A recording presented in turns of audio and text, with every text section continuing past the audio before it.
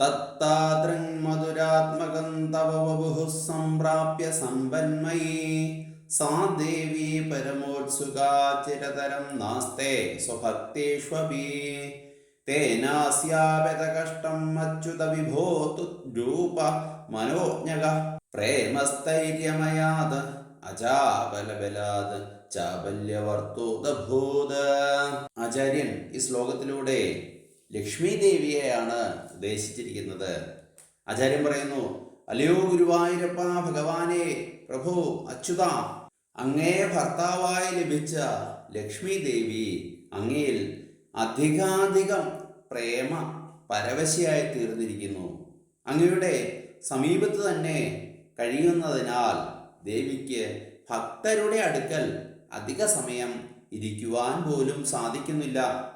അങ്ങേ വിട്ടു നിൽക്കുന്നതിന് മനസ്സ് ഇല്ലാത്തതിനാൽ ഭക്തരുടെ അടുക്കൽ നിന്ന് ലക്ഷ്മി ദേവി വേഗത്തിൽ മാറിപ്പോകുന്നു.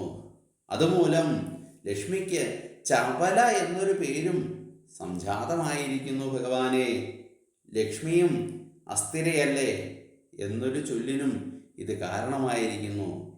ഭർത്താവായ ഭഗവാനോടുള്ള പ്രേമാധിക്യത്താൽ അദ്ദേഹത്തെ വിട്ടുനിൽക്കുവാനുള്ള മനസ്സുകേടുകൊണ്ടാണ്, അല്ലെങ്കിൽ മനസ്സ് ഇല്ലായ്മ കൊണ്ടാണ് ശ്രീദേവി ലക്ഷ്മി ദേവി ഭക്തരുടെ സമീപത്ത് അധികം അധിവസിക്കാത്തത് എന്നാണ് ആചാര്യൻ ഉദ്ദേശിച്ചിരിക്കുന്നത്.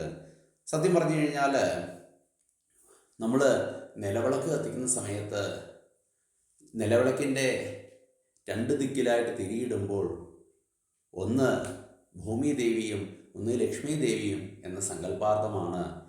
ഇവരുടെയൊക്കെ ഫോട്ടോ നമ്മൾ കണ്ടാൽ നമുക്കതല്ലേ മാർഗമുള്ളൂ ദർശിക്കുവാൻ.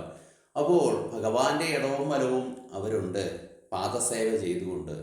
അതുപോലെ തന്നെയാണ് നമ്മുടെ കുടുംബജീവിതവും സുഭദ്രമാണ്. മറ്റൊരാൾക്ക് നമ്മുടെ കുടുംബജീവിതത്തിൽ സ്ഥാനങ്ങൾ നൽകാതെ, കാരണവന്മാർക്ക് അല്ലാട്ടോ ഉദ്ദേശിച്ച്, പുറത്തു നിന്നൊരു വ്യക്തിക്ക് അവിടെ ഒരു സ്വാതന്ത്ര്യം നൽകാതെ ഭാര്യയും ഭർത്താവും സന്തോഷമായിട്ട് ജീവിക്കണം എന്നതാണ് ആചാര്യൻ മറ്റൊരു രീതിയിൽ ഇതിനെ ഉദ്ദേശിച്ചിരിക്കുന്നത്.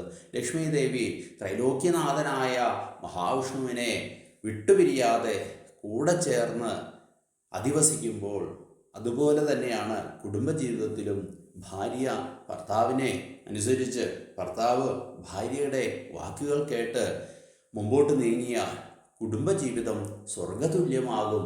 അത് ഉറപ്പാണ്.